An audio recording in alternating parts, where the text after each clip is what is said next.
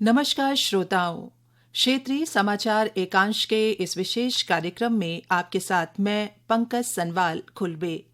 श्रोताओं, देश हिंदुस्तानी शास्त्रीय संगीत के महान संगीतज्ञ पंडित भीमसेन जोशी की जन्म शताब्दी मना रहा है।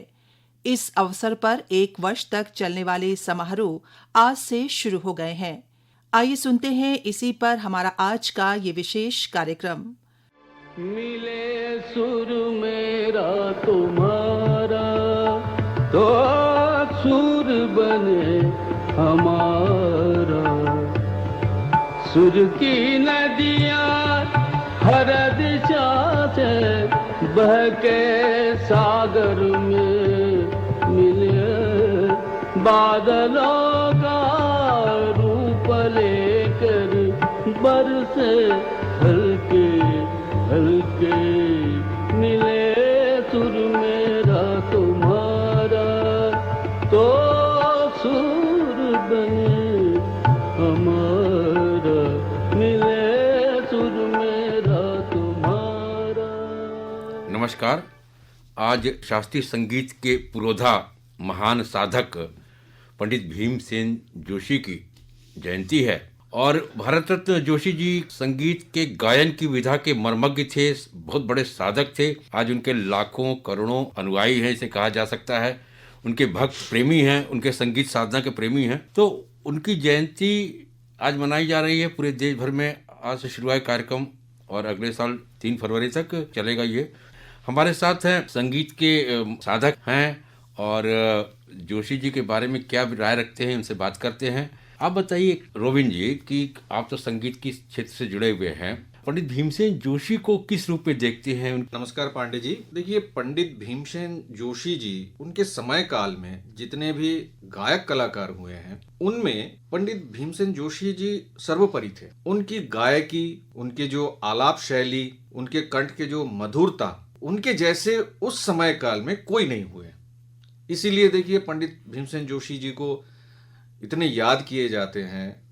उनको भारत सरकार की तरफ से भारत रत्न से नवाजा गया है और हम उनको एक आदर्श मानते हैं। जितने भी हम संगीतकार हैं, मैं बेसिकली सितार वादक हूँ, वादन शैली से मेरा संबंध रहता है, लेकिन उनकी जो गायन शैली है उससे भी काफ़ी कुछ सीखने को हमें मिला है। और मैं अब हिमांशु जी से दरखास्त करता हूँ। अब हिमांशु जी एक उभरते हुए कलाकार है, जो शास्त्रीय संगीत गजल गायन में आप महारत हासिल किए हैं। तो मैं हिमांशु जी से ये कहना चाहूँगा कि आप थोड़े से जोशी जी की जो शास्त्रीय संगीत के जो सफ़र हैं उसके बारे में थोड़ी सी जानकारी आप दीजिए। बहुत शुक्रिया। पंडित भीमसेन जोशी जी का सफ़र शुरू हुआ गदग से, जहाँ उनकी पैदाइश हुई। और पंडित जी का जो परिवार था वो संस्कृत का स्कॉलर था। उनके पिताजी, उनके दादाजी संस्कृत के विद्वान थे। पंडित जी का पढ़ाई की तरफ मन थोड़ा कम लगता था। उस दौर के मायनाज कलाकार उस्ताद अब्दुल करीम खान साहब का एक रिकॉर्ड बजा करता था राग बसंत में। वो एलपी रिकॉर्ड आया था उस वक्त जब उनकी उम्र 11 साल थी भीमसेन जी की। तो उस रिकॉर्ड में बसंत राग का एक बंदिश बजता था, पिया बिन नहीं आवत चैन। तो वो सुन के पंडित जी एकदम रुक गए और उनके हृदय में ऐसा एक उद्वेलन हुआ, एक ऐसा प्रभाव उनका गायकी से हुआ। तो उन्होंने कहा कि भाई गाना है तो ऐसा गाना है, अगर गाना सीखना चाहिए। तो वो घर लौटे और घर पे माँ ने उनको खाना परोसा। तो खाना परोसा तो उनको कुछ मन में था कि मैं गाना सीखूं। तो वो बेमन से बैठ के खाना खाने लगे और माँ से झगड़ा उन्होंने किया कि तुमने घी हमको बहुत कम दिया है। तो कह के वो घर से बैग उठाकर और गाना सीखने के लिए अपने घर से छोड़कर गदग से, तो सबसे पहले वो ग्वालियर आए। अब ग्वालियर आए तो जेब में तो पैसा नहीं था। टिकट कलेक्टर को जो है वो गाना सुनाकर, मराठी अभंग सुनाकर वो ग्वालियर पहुँचे। राग पुरिया और उन्होंने मारवा उनसे सीखा। अब वो इतने मसरूफ़ रहते थे, इतने मशहूर वादक थे हाफिज़ अली खान साहब। तो वो आज उनका प्रोग्राम यहाँ, कल वहाँ, तो वो ट्रैवलिंग बहुत थी उनकी। तो इस वक्त फिर भीमसेन जी ने सोचा कि मैं क्या करूँ बैठ के। तो फिर वो कलकत्ते आए। तो कलकत्ते आए तो सबने कहा कि कलकत्ते में बड़े बड़े गवैये हैं, वहाँ सीखो। तो वहाँ वो पहाड़ी सान्याल बहुत बड़े थिएटर आर्टिस्ट हुए हैं, उनके यहाँ वो नौकर रहे बाकायदा। तो नौकर रहे, उनके यहाँ काम करते थे घर का। तो एक बार कहते हैं दुनिया गोल है।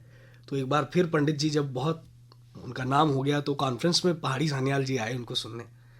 तो वो जोशी कहते थे उनको, तो आए प्रोग्राम सुनने। तो उन्होंने कहा कि तुम वही जोशी हो? बोले हाँ मैं वही जोशी हूँ। तो फिर वहाँ से वो कलकत्ते से वो दिल्ली आए। तो दिल्ली में उन्होंने ध्रुपद सीखा नसीरुद्दीन खान साहब से। फिर वहाँ वो कुछ समय उन्होंने कहा कि गंडा बांधो, तो गंडा बांधने के लिए तो पैसा नहीं था। हाँ, क्योंकि संगीत में की साधना की परंपरा है कि जो उस्ताद है या खास गुरु तौर अपने से शिष्य को, घरानों की, वो गंडा बांधता तभी शिष्यत्व उसको प्राप्त होता है। जी। तो फिर उसके बाद वो जालंधर आ गए। तो जालंधर आए थे तो हरिवल्लभ म्यूजिक कॉन्फ्रेंस वहाँ बहुत पुराने वक्त से हो रहा है, बड़े बड़े गवैये वहाँ अपनी हाजिरी देते हैं हरिवल्लभ कॉन्फ्रेंस में। तो वहाँ वो बैठे थे। तो वहाँ विनायक राव पटवर्धन साहब का गाना था उस दिन, विष्णु दिगंबर पलुस्कर जी के दो पिलर कहे जाते हैं शास्त्रीय संगीत के, विष्णु नारायण भातखंडे और विष्णु दिगंबर पलुस्कर। उनके शिष्य थे विनायक राव पटवर्धन जी। तो ये तानपुरे पर उनके सब बैठ गए। तो जब गाना खत्म हुआ उन्होंने कहा तुम कहाँ से हो और यहाँ क्या कर रहे हो? तो बोले मैं गदग से हूँ। तो बोले अरे, तो गदग के पास तो वहाँ पर धारवाड़ में वो हमारे सवाई गंधर्व है, इतने बड़े गुरु तुम्हारे क्षेत्र में हैं और तुम यहाँ घूम रहे हो, जाओ और उनसे गाना सीखो। तो फिर वो वापस गदग गए और अब्दुल करीम खान साहब के senior most disciple Sawai Gandharva साहब, जिनके शागिर्दों में भीमसेन जोशी, बसवराव राजगुरु, गंगूबाई हंगल, इन तमाम लोगों ने मतलब स्तंभ कहे, कई सारे मशहूर साधकों ने या कलाकारों ने सभी पारंगत। तो फिर उनसे बाकायदा उनके घर में उनमें करीब करीब 7 साल वो फिर सवाई गंधर्व साहब को पढ़ना, वहीं साथ रहते थे, संगीत सीखते संगीत चलता था, उनके पानी भर के उनके लिए लाना और उनके वो जो गुरु घरेलू की कार्य परंपरा जो थी कि शिष्य जो समर्पित होता था गुरु के प्रति पूर्णतः। तो फिर गदग से पंडित जी लखनऊ आए, ठुमरी ख्याल के साथ साथ उन्होंने ठुमरी का। हालांकि मैं ये बात आपसे शेयर करना चाहूँगा कि मुतासिर ज़रूर हुए किराने घराने की गायकी से, पर उनका अपना एक अलग अंदाज था। क्योंकि तान को जब वो स्टेप बाय स्टेप तार सप्तक तक ले जाते थे, पंचम मध्यम तक, तो उसके बाद फिर सबको लगता था ख्याल का मुखड़ा पकड़ेंगे। तो फिर वो वापस, तो वो जो स्पीड थी और उसके साथ जो मिठास था, जो सोज था, जो इमोशंस थे, आध्यात्मिक पक्ष और उसमें नाट्य संगीत का प्रभाव, क्योंकि अभंग पंडित जी कन्नड़ अभंग और मराठी अभंग दोनों गाते थे। फिर जब ठुमरी उन्होंने सीखी लखनऊ की, उस वक्त में तो रसूलन बाई, बेगम अख्तर जी और तलत महमूद साहब, इन लोगों का बहुत नाम था। तो फिर उन्होंने जब ठुमरी को बाकायदा, तो वो लय बाट का जो ठुमरी, जैसे वो बाजूबंद खुल खुल जाए, तो जिस तरह से वो गाते तो उसमें लखनऊ का अंग ज्यादा है। जैसे मैं आपको थोड़ा अर्ज कर दूं, अरे बाजूबंद खुल खुल जाए, बाजूबंद खुल खुल जाए, खुल जाए, खुल जाए, बाजूबंद खुल खुल जाए। तो ये जो लय बाट का और जो उनका अंदाज था, वो एक अलग मखसूस अदायगी जिसको कहिए। हाँ, उनकी जो शैली थी, जो प्रस्तुति का तरीका था और जो वो दिल से आवाज़ निकलती थी, बहुत ही प्रभावशाली होती, बहुत प्रभावी होती थी। लोग एकदम प्रसन्न हो जाते थे, लोग आह्लादित हो जाते थे उनकी गायन, आह्लादित होते थे, साथ में कई रस सम्मिलित होते थे उनके। पिया के मिलने की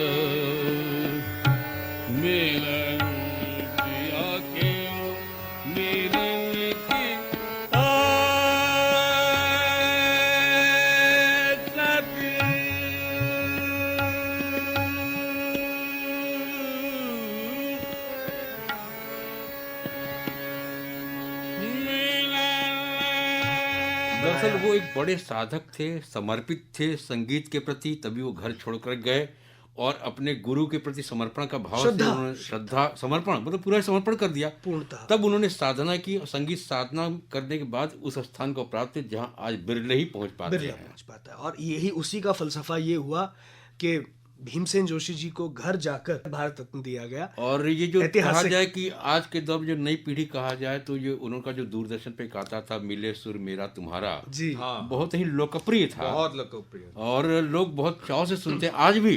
बेशक। आज भी जब वो बजता है तो लोग मंत्रमुग्ध हो जाते हैं, इसे कहा जाए। जोशी जी की जो गायकी विधा थी जी। वो अद्भुत थी जी। और उनके सुनने वालों को, श्रोताओं को मंत्रमुग्ध कर देती थी। प्रस्तुति की अलग अंदाज था। आप किस तरह से उनको अलग मानते हैं और कलाकारों से, या उनकी संगीत साधना में कितना समर्पण था? वो तो गायकी से ही जाहिर होता है। जब आप गाना बजाना सुनते हैं और लोगों का उस दौर के गाने, हर घराने हर कन्फाइनमेंट से निकल के, उस वक्त में क्या होता, वो घराने नहीं होते थे, वो तो पिलर्स थे, अपने घरानों के स्तंभ थे। तो उनकी अपनी एक आइडेंटिफिकेशन थी, उनका अपना एक मखसूस अंदाज था, उनका एक अंदाज था। और जो मंचों पर प्रस्तुति करते, मैंने भी सुना उनको, जोशी वो जी आपे को, से बाहर हो जाते थे। वो आपे बाहर, और एकदम श्रोता जो है उनको एकदम झूमता रहता था। वो जैसे चाहते थे, जो आलाप लगाते थे। पांडे जी, रॉबिन मैं भाई ये कुछ कह रहे कहना हैं। चाहूंगा, उनको लाइव कई बार मैंने सुना वाह है वाह वाह वाह। कलकत्ता में। तो एक बार मुझे याद है कि एक बहुत बड़े सम्मेलन में जो है वाह। आप प्रस्तुति दे रहे थे। तो सुबह करीब 3:30 बजे के आसपास उनका समय था, क्योंकि आखिरी कार्यक्रम उन्हीं का ही था। वो स्टेज पे आए, बैठे और उनके दोनों किनारे में उनके शागिर्द जो है तानपुरा छेड़ रहे थे। वाह। आप यकीन करें, 3,500 दर्शक बैठे थे, रात भर जगे हुए सब। जब तानपुरा छेड़ने लगे, पिन ड्रॉप साइलेंस हो गया था जी। और पंडित जी आंख बंद करके झूमते रहे और हम ये सोच रहे थे कि पंडित जी कब शुरू करेंगे। करीब 15-20 मिनट तो इसी में ही निकल गया कि खाली तानपुरा दोनों तरफ से छेड़े जा रहे थे। उसके बाद जब पंडित जी ने शुरू किया, जो पहला सा लगाया, लोग जो है एक तरीके से सम्मोहित हो गए। ये तो उनके ये जो अंदाज था उनका, ये गजब अंदाज, उनका इसीलिए वो बाकी लोगों से अलग है। बिल्कुल सही कहा आपने। हजारों हजार के श्रोता, उनकी गर्दन जो घूमती थी, उनकी श्रोताओं की गर्दन घूमने लगती वो थी। ऐसी कैफियत तारी, ऐसी कैफियत का असर हो जाता था, कोई भी अपने लफ्जों से बयान नहीं कर सकता। तो उसकी वजह थी ना। देखिए, आप लोग तो संगीत के क्षेत्र से जुड़े हुए हैं जी। पंडित भीमसेन जोशी का जो समर्पण था, जो साधना थी, घंटों रियाज करना, पूरी तन्मयता से, पूरे समर्पण भाव से, आखिरी वक्त तक, तो वो आदमी बड़ा मुकाम पहुंचेगा।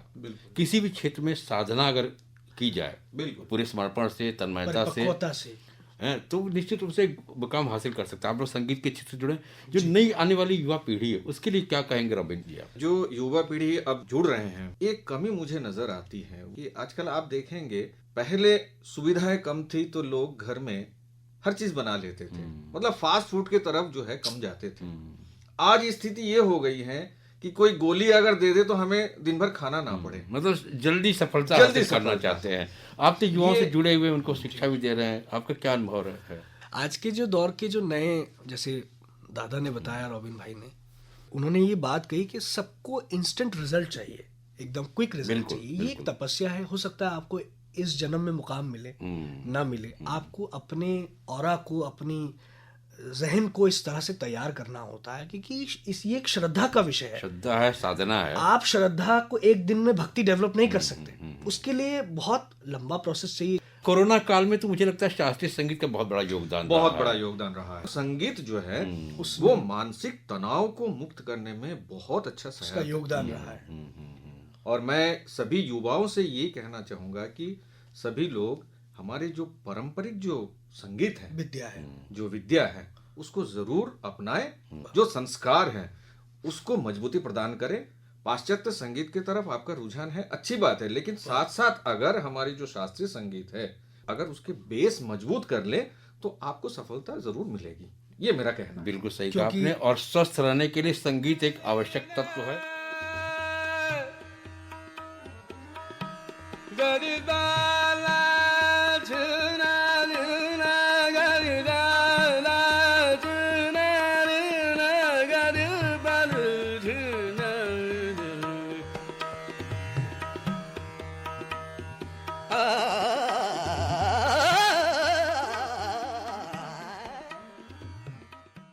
श्रोताओं, इसी के साथ हमारा आज का ये कार्यक्रम यहीं पर समाप्त होता है। नमस्कार।